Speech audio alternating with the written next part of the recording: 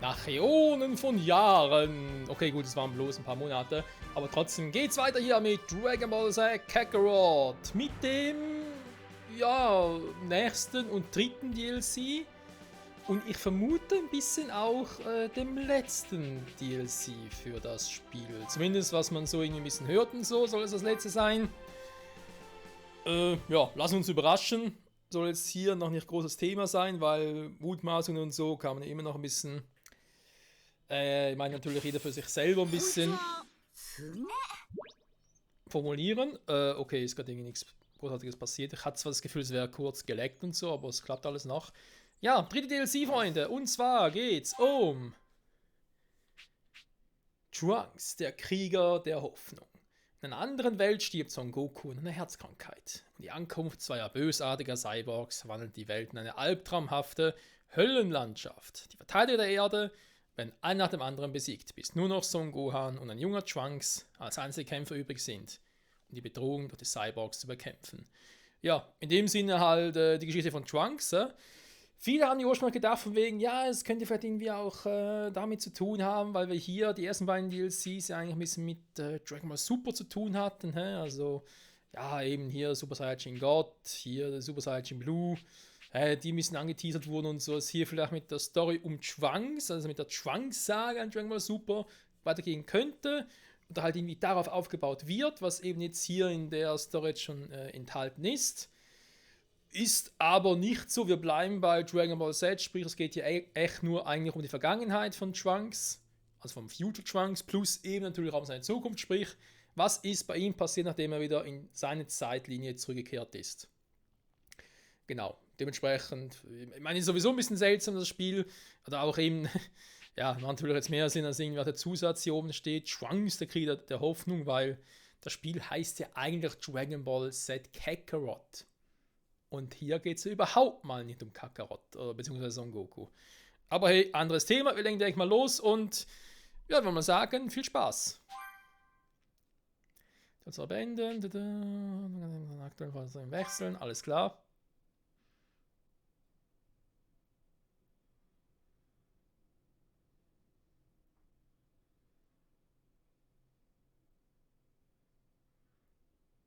Sind das jetzt Son Gohan und Krillin? Nee.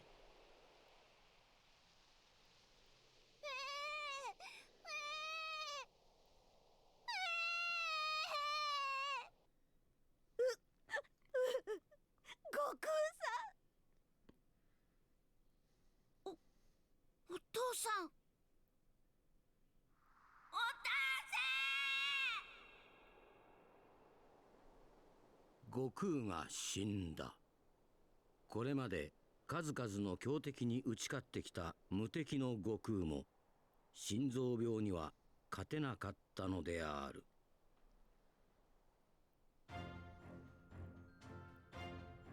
みんなが悲しみをそれぞれの胸にしまい込み、しばらくは平和な時が続いた。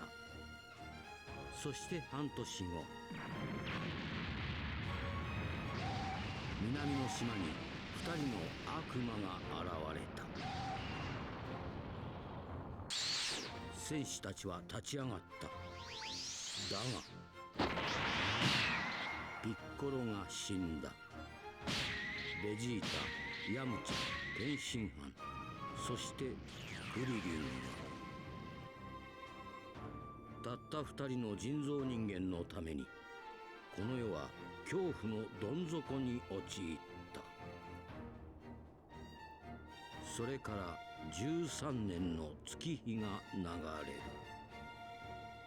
これはもう一つの世界の物語である。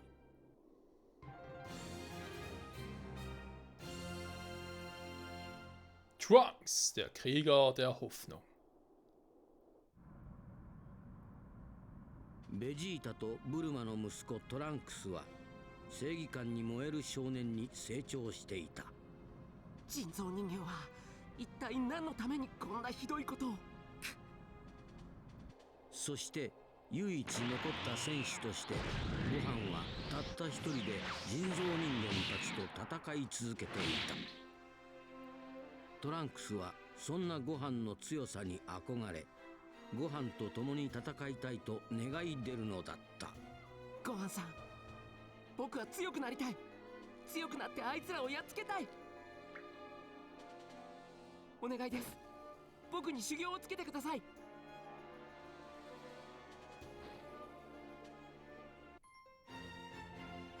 絶望の未来、最後に残った2人の戦士。そうか、わかった。トランクス、ありがとうございます。僕頑張ります。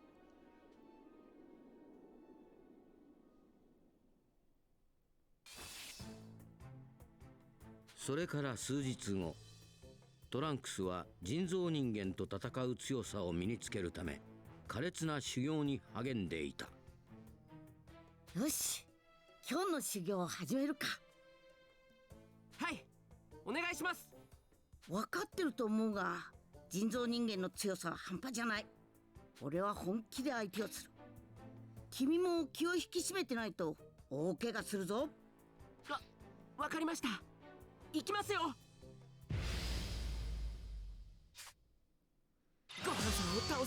Das kann lustig werden, weil ich habe keine Ahnung mehr, wie alles funktioniert und so, aber hey.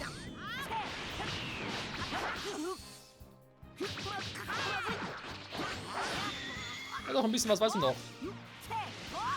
Dann schon wieder.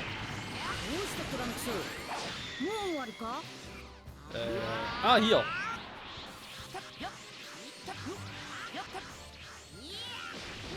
Ging da schon wieder, warte mal. Das war Transformieren, kann Trunks natürlich noch nicht. Irgendwo. Ah, die waren da drunter. Okay, warte mal. Was hat Trunks dafür Scheiß-Moves?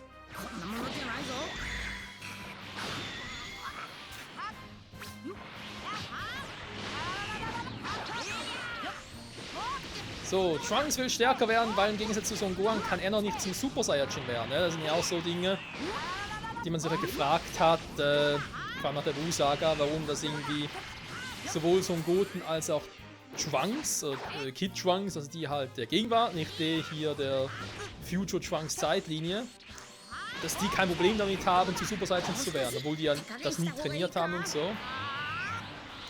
Da gibt es verschiedene Theorien. Ich persönlich mag eigentlich die Theorie.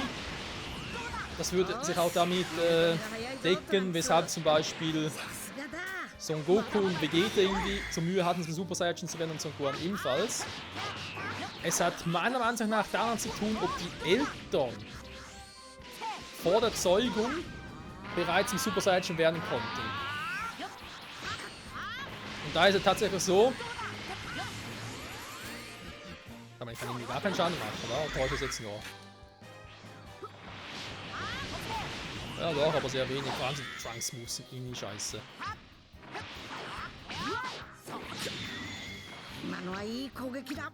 こうして戦ってると少しベジータさんを思い出すよ。ありがとうございKann ま ich す。 den irgendwie noch greifen, glaube ich? Nee, warte mal. Das war der Move.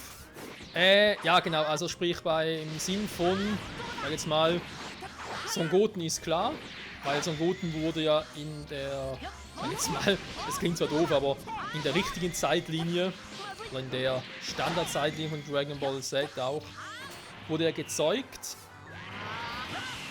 nachdem Son Goku zum Super Saiyajin wurde. Das wäre zwar auch in Trunks-Zeitlinien der Fall gewesen, aber da kam es nie dazu, zur Zeugung. Warum auch immer. Also rein Zeitlinien, doch, macht Sinn. Wenn wir denken, dass Trunks auch ein Jahr älter ist, also Kid Trunks ein Jahr älter als Son Goten, macht Sinn, wann er gezeugt wurde. Ja, auf alle Fälle. Eben. Als Son Goten gezeugt wurde, war Son Goku bereits zum ersten Mal ein Super Saiyajin geworden, sprich hat die Verwandlung bereits freigeschaltet, deswegen hatte Son Goten kein Problem damit. Dementsprechend ähnlich lief es auch bei Son Gohan. Weil dort, als er gezeugt wurde, war Son Goku noch gar kein Super Saiyajin. So geht's direkt weiter, kann ich ein bisschen erzählen? Nö.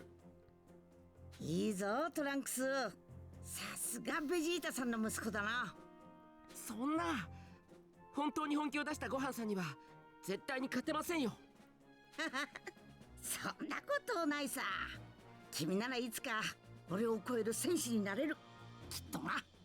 だといいけど。さあ、今日はこれくらいにして帰ろうか。あまり遅くなったらブルマさんに怒られる。そうですね。母さんには修行してることは秘密だし。じゃあ途中まで一緒に行こうか。はい。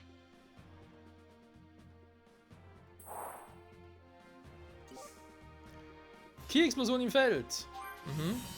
Superangriff Masenko ist jetzt verfügbar. Dankeschön. Okay. Oh, 9 Medaillen sogar, krass. Seelenabzeichen, okay. Ja, ist halt für diejenigen, die das Friends so richtig wissen, von der Hauptstory her, wie das genau funktionieren 早く帰 soll. らないと母さんを心配させちゃうぞ。今いやこういう私の時だから Trunks ね。ところでブルマさんは相変わらず元気かい？はい、元気にやってますよ。今ちょっと開発してるものが手こずってるみたいですけど。へえ、ブルマさんでもそんなことがあるんだね。 Ja, Chichi ist da ein bisschen, Chichi sage ich schon, Bulma ist da ein bisschen offener als Chichi, was Training und so betrifft. Dass sie selber verteidigen können. Ja, natürlich für die Theorie, da ist ein bisschen eine Frage mit Vegeta. Wir haben jetzt gesehen, als Vegeta gegen die Cyborgs gekämpft hat, war er bereits in Super Saiyajin. Aber es war ja ein Jahr nach Son Gokus Tod und dort war Trunks bereits auf der Welt. Also es kann von dem her sehr gut sein, dass Trunks oder Kid Trunks bei der Zeugung also soweit war, dass Vegeta damals bereits ein Super Saiyajin war, weil er wollte ja auch explizit darauf trainieren, wegen dem Angriff der Cyborgs, wie man ja wusste, und 大した auch 敵じゃなさそうだ。 ein bisschen natürlich auch generell Son Goku einzuholen und so. Und hier in dieser Zeitlinie, hier mit Future Trunks, hatte er es vielleicht nicht ganz so eilig, aber trotzdem wollte natürlich Son Goku einholen und so, ganz klar. Aber er hat es eben nicht so eilig und deswegen 大 wurde した er... 敵じゃなさそうだ。 Ja, ich weiß, Trunks. Deswegen wurde er erst danach, nach der Zeugung von Future Trunks, wurde er zum Super Saiyajin. Zumindest so meine Theorie, die man so auch... nee, bitte nicht, sondern nur zum Prüfen. Die es ein bisschen erklären würde, weil sonst gäbe es keinen Sinn, warum das eben Future Trunks und Kid Trunks nicht gleichzeitig oder beziehungsweise nicht als Kinder schon automatisch schon Super Saiyajin werden konnten. Weil eben Kid Trunks hat ja kein Problem damit. 待って、トランクス。助けてくれ。ゴーンさん、あそこで誰かが助けを呼んでます。あ、助けに行くぞ。大丈夫ですか？君たちはあいつに襲われてたんですね。いかん。なんだ。あの警告音は人造人間たちを呼び寄せるんだ。なんですって？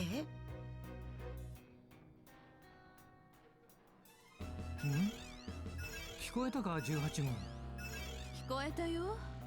楽しめるといいけどね。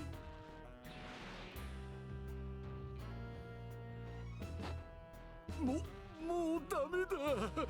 人造人間たちが来てしまう。トランクス、君はこの人を安全なところへ。俺は奴らが来たら引きつけておく。わかりました。ト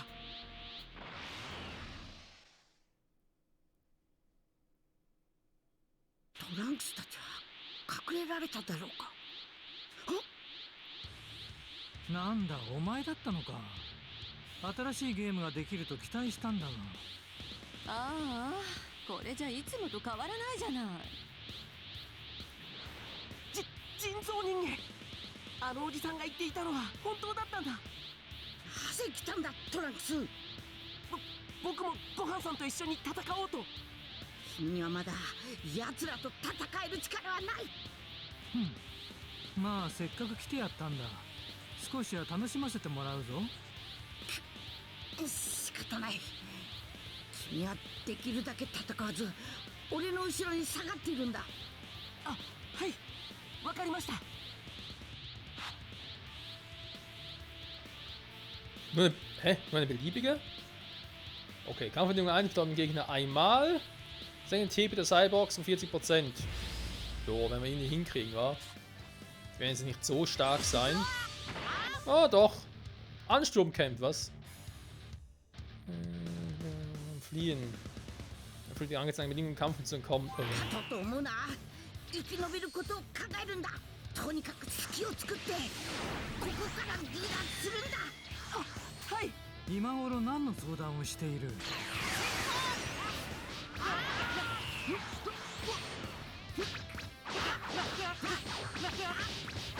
おっと、少し気を抜いていたかな。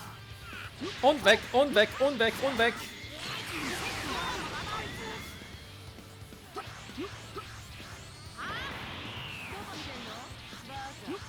Kann man nicht irgendwie noch überladen? Ah doch, warte mal. Geht eher so in die Flamme oben ist. Die Energieleiste weg von mir. なるほど。少しはやれるらしいな。 Ja, besser als du denkst, Alter. Wir können kämpfen, kämpfen, kämpfen. Wir können kämpfen, kämpfen, kämpfen. Und Kamehameha! Ich würde mich eigentlich freuen, wenn ich mir gerade fragen darf. Der geht eh nicht in die Abwehr. どうした？わざわざ来てやったのにその程度か？ Alter, machen die Schaden. いいぞ。なかなか強いじゃないか。 Machen sie 18 da.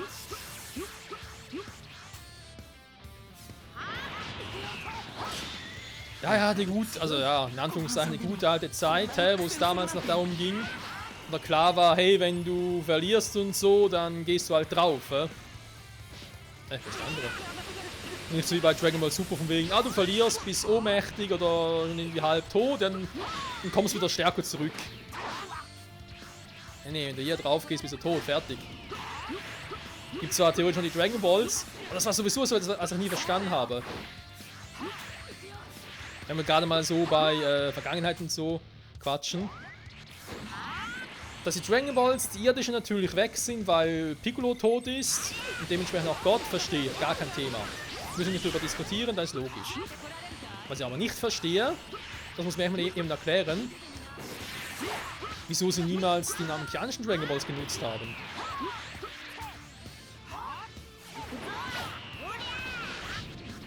So, das macht für mich keinen Sinn. Denn die amerikanischen Dragon Balls kann man bereits auf Namek, logischerweise, weil sie klingen ja danach. Also die stark.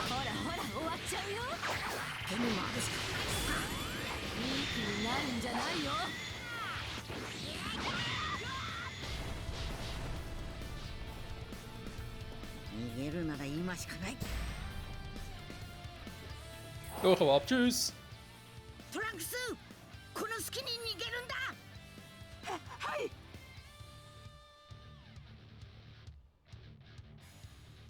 やれやれ、どうやら逃げたらしいな。大して楽しめなかったし飽きちゃったよ。もう行こう。そうだな。次はもっと楽しめるといいが、あまり期待しない方が良さそうだ。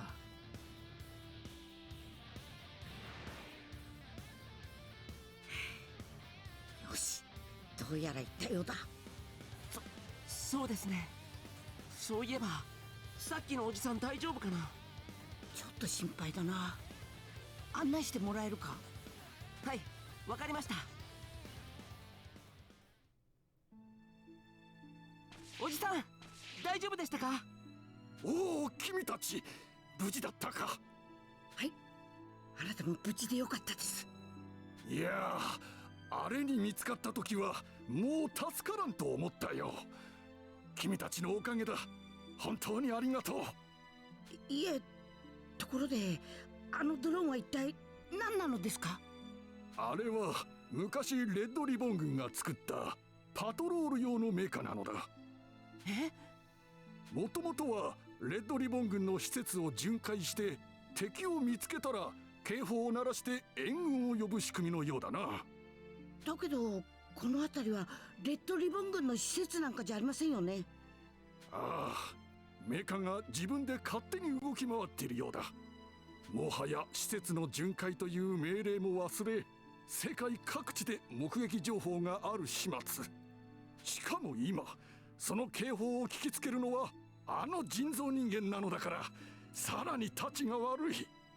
人造人間と戦いたくなければ、あのドローンに見つからないうちに逃げるか破壊するしかない。もし警報が鳴ってもすぐに破壊すれば警報が人造人間まで届かないようだ。なるほど。教えてくれてありがとうございます。それにしてもおじさん、すごく詳しいんですね。実は私は機械工学の研究をしているものなのだが、レッドリボン軍の機械には未公開の技術が使われていてな。中でもドローンを指揮する特別なドローンには特に貴重な部品が入っているのだ。それが欲しくてドローンをどうにかできないか考えていた時に見つかってしまい、このありさまだったんだよ。そんな危ないですよ。そうですよ。もうあれには近づかない方がいい。そうだな。だがもし君たちが指揮をしているドローンを破壊できたら、その部品を私に譲ってもらえないだろうか。もちろんお礼はさせてもらうよ。確かにドローンを放置していたら人造人間を呼び寄せて被害が出るかもしれないしな。おお、やってくれるのかね。わかりました。できるだけでよければ。ああ、それで構わないよ。それじゃあ二人とも気をつけてな。人造人間を呼び寄せるドローンか。放っておけませんね。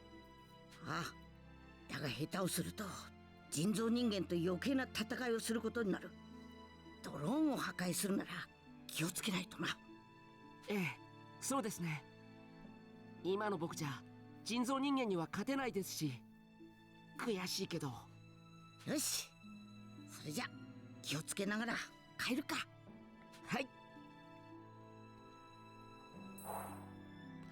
Okay, das hingegen finde ich gut gemacht. Cyborg-Angriffe, ja. Dass man da halt gucken muss, weil eben die Cyborgs sind halt in Trunks Zeitlinie, sind halt sehr, sehr gefährlich und auch absolut tödlich. Und insofern ist es halt ein richtiges Katz-und-Maus-Spiel. Also so bekommt man halt das Flair oder die Stimmung, die in dieser Welt existiert, halt wirklich sehr gut mit, muss ich sagen. Gut gemacht, also Respekt. Also die Roten bleiben an einem Ort, Gelb von ihnen entdeckt wird, Lila können die anderen befehligen. Beim Forschung Ingenieur bekommst. Okay.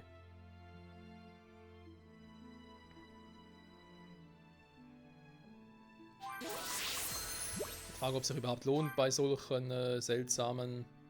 sind ja überall. Dankeschön. Gegenstände für den Forscher zu organisieren, beziehungsweise von ihm irgendwas zu kaufen. Ich meine, ja, was gibt's dafür überhaupt? Nee, ich habe noch nichts, aber würde mich einfach mal interessieren. Okay. Schriftholz, Kugelmagnet. Ah, soll man hier die Dinger bekommen? Capsule Core mit Trunks und so, ja. Dragon Balls gibt es hier nicht mehr, das ist klar. Ja, was ich vorhin erwähnt hatte wegen Name, okay, beziehungsweise Neuname mit den neuen Dragon Balls. Natürlich ist mir bekannt, dass ja Son Goku nicht mehr da ist. Er konnte als einziger die momentane Teleportation. Aber ich meine, er ist im Jenseits. Er wird wohl kaum irgendwie jetzt im Jenseits abgedriftet sein, ohne Körper und so. Der wird sicher wieder irgendwie so einen Special-Status bekommen haben, dass er beim Meister Kaio trainieren darf mit Körper. Der hat schon längst irgendwie Kontakt aufnehmen können mit Neunamek, mit uns. Mit Meister Pope, mit Uranai Baba, die herkommen können, Son Gohan in Sehensatz begleiten und so, das geht ja auch alles. Also ich meine, irgendwie hätte man es hinkriegen können, dass man neue Namen kontaktiert und sagt, hey, nutzt mit Dragon Balls und holt zum Beispiel Vegeta und Piccolo zurück und dann Vegeta, Piccolo, damit wäre auch Gottheit am Leben gewesen, Dragon Ball sie auch, dann die zwei zusammen mit Son Gohan jetzt hier als Super Saiyajin, die drei, die Cyborgs platt gemacht, fertig. Aber eben, das aus irgendwelchen Gründen hat das halt irgendwie nicht wirklich funktioniert. Oder man wollte es nicht oder so, kein Plan. Da gibt es ja auch bei diversen anderen Spielen in der Dragon Ball Ära, gibt es ja auch so, ja, wie soll ich sagen, hat auch Story-Abschnitten, eben da auch mit Future Trunks und Future Gohan, die wieder einen Auftritt haben. Quasi, was wäre danach passiert, was wäre passiert, würde zum jetzigen Zeitpunkt irgendwie Son Goku und Vegeta wieder ins Leben zurückgeholt werden, wie stark wären sie überhaupt und so. Da gibt es auch Spiele, wo irgendwie dann plötzlich der gute Son Goku bereits ein vierfacher Super Saiyajin ist. Also quasi sich im Jenseits so antrainiert hat und so. Ja, ja. Da gäbe es noch einiges. So, aber ansonsten sieht eigentlich soweit schon mal alles sehr gut aus. Also würde jetzt mal behaupten, das hat man auch soweit schon mal sehr gut gemacht hier, die Entwickler. Also soweit gefällt es mir halt, das will ich damit sagen.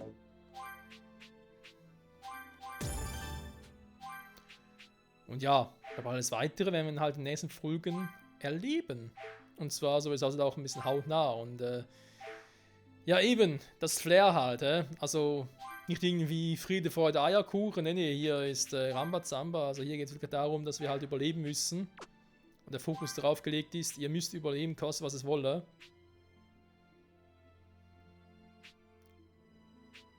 Der Schlag. Na komm, nehm mal. Also Kampfinstinkt brauchen wir garantiert. Warte mal, machen wir es. Gerade jemand Kampfinstinkt. Dass ich überhaupt mal betäuben kann. Yeah. Ja, komm, doch. Machen wir mal den noch und harter Schlag noch. Man merkt es auch anhand der Musik, die ist alles andere als Friede, Freude, Eierkuchen. Son Gohan hat nicht sehr viele Dinger. Bereits alles voll bei ihm. Das macht durchaus auch Sinn. Denn wer ja die ganze Geschichte um Future Trunks und Future Gohan kennt, der weiß, dass es bei ihm nicht viel Sinn macht, noch irgendwie was anderes mit reinzupacken.